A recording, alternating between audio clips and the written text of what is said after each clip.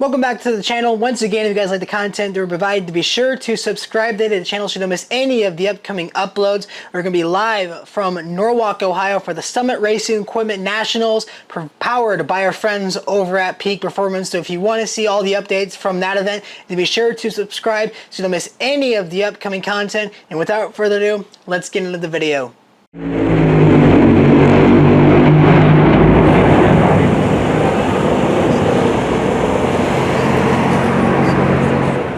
So Shockwaves have been sent through the NHRA paddock today as the ruling has been made official that Shawn Langdon's final round win at the Virginia Nationals at Virginia Motorsports Park has been disqualified after it was found and post-race tech that some of the bolts were missing on the bell housing inspection cover on his top fuel dragster. This sent major shockwaves throughout the pits as many teams feels this is going to open a Pandora's box effect. A statement has been released by both the NHRA and Kalitta Motorsports. We'll read those statements in full, and then we'll look at what this could mean for the NHRA in the future, because many teams are skeptical on what this could mean in the future when their cars go through tech. Now, the statement from the NHRA reads as following.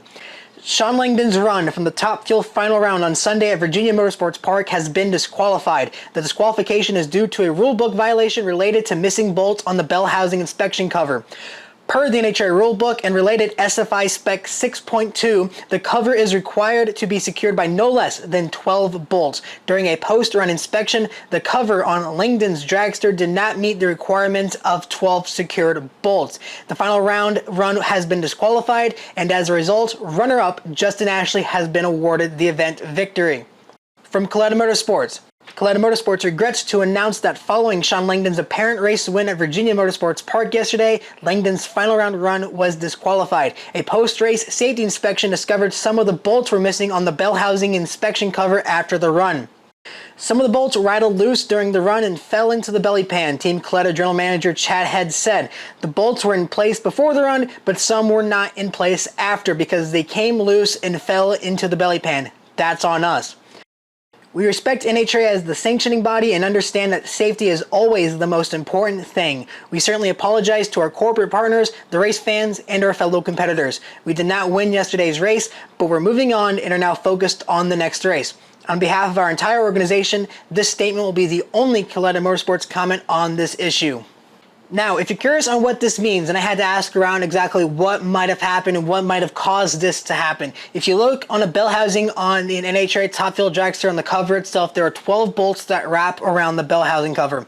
Some of those bolts may come loose. They're really small. They're about 1/8 to 3/4 of an inch. They're really tiny bolts, and they're purposely made to be that way because they're not torqued on the bell housing cover. They're only tightened as much as you can with a hand wrench, just because of the fact teams will want to change the primary weights of the clutch when they're getting ready to go out for runs, so they're made so that way they can easily be taken on and off at any time. Now, what might have happened from what I was told by a crew member within the NHRA is that what they tried possibly to do was, while they're in the lanes, they tried to change that primary weight on the clutch, and they did not have enough time to put all the bolts back on properly and said, okay, we're going to run with it as it is. Now, that's not what they say, but from what I'm understanding as well, not many people believe it. Because from what I was told as well, these bolts just don't rattle loose. They really only rattle loose, I would assume, in the case of an explosion. But rarely ever do these bolts just rattle loose. There are some teams that have the same bolts on those bell housing covers for years. It doesn't exactly happen often. So in my honest opinion, I don't believe it either. I believe what probably happened was they're in the lanes, they saw the way the track was going while watching the other final round runs, and decided at the last minute before they went out there to decide, okay, we're gonna change the primary weight on that clutch, and they didn't have enough time, and they sent it out as it was, knowing the risks that they had. Now, does this cause a disqualification? It's up to you, regardless of the fact of whether or not this is really a safety issue or whether this even gives you a performance advantage. The rule is what the rule is. Yes, this might cause a bit of a Pandora's box because some teams are concerned that with this ruling, now anybody can be disqualified for any little infringements with something as simple as the bell housing bolts being loose. You know the risks you take when you walk up to the lanes. You know what you're doing. If you want to try and take a last minute adjustment on the clutch and you don't put those bolts back the way you had them originally, that's on you. That's your decision. You want to try and win the race. That is your job. But if you take risks to try and make those wins happen, you run the risk of being caught. The same way that how in NASCAR, teams were jumping on the roofs, teams were purposely slamming cars against the walls during burnouts. You run the risk of doing that. You run the risk of doing certain things, of them pulling on the side skirts to try and get extra downforce. You know what you're doing. We just had this issue happen in IndyCar where Penske was caught with blended attenuators on the back to gain a downforce advantage with the aero.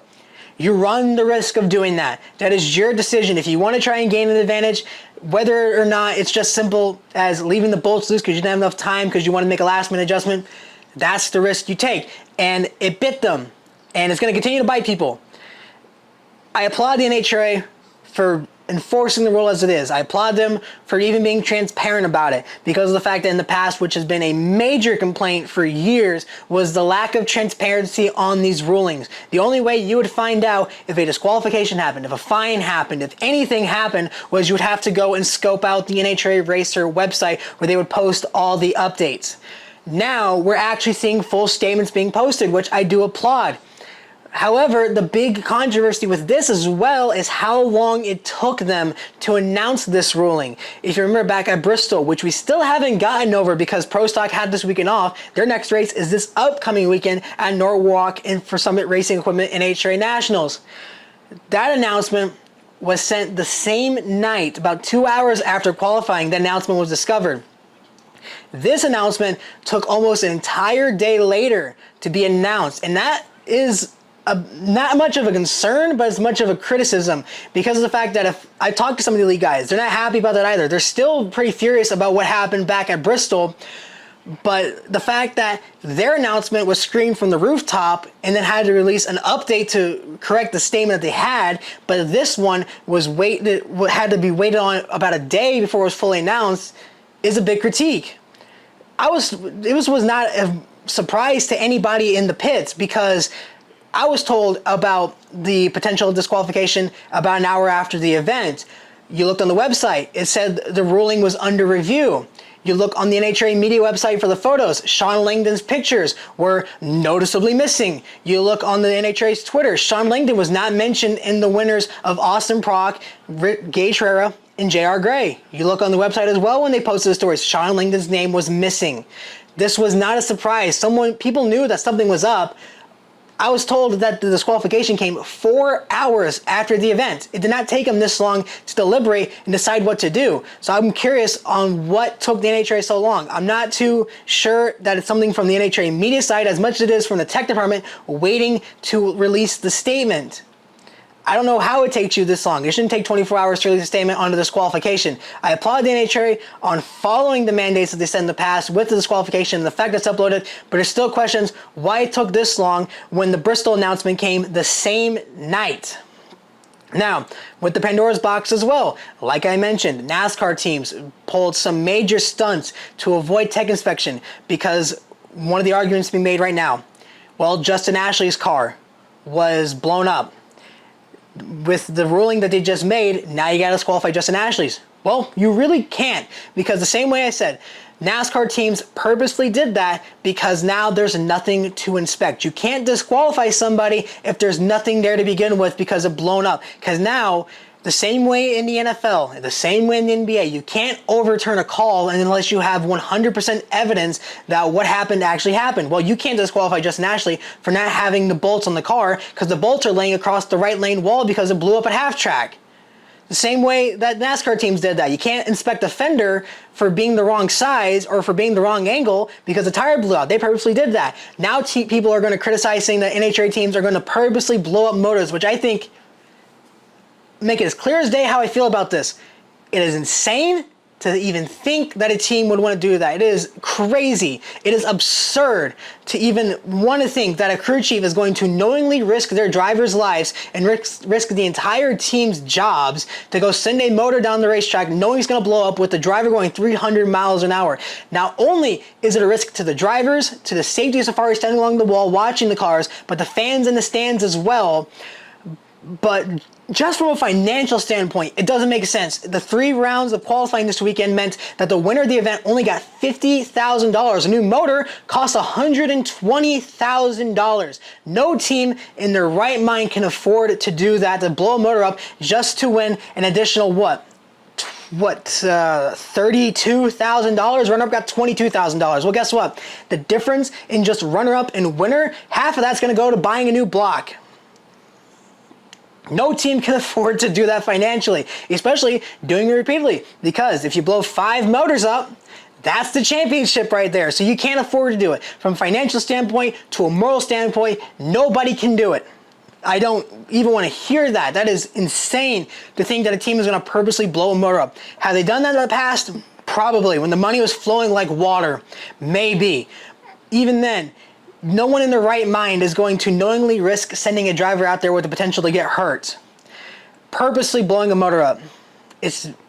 I don't see how it can happen. I don't see how anybody's dumb enough to make that happen or can even afford to do that. Because if it does happen and it's found out that someone did that, well, guess what?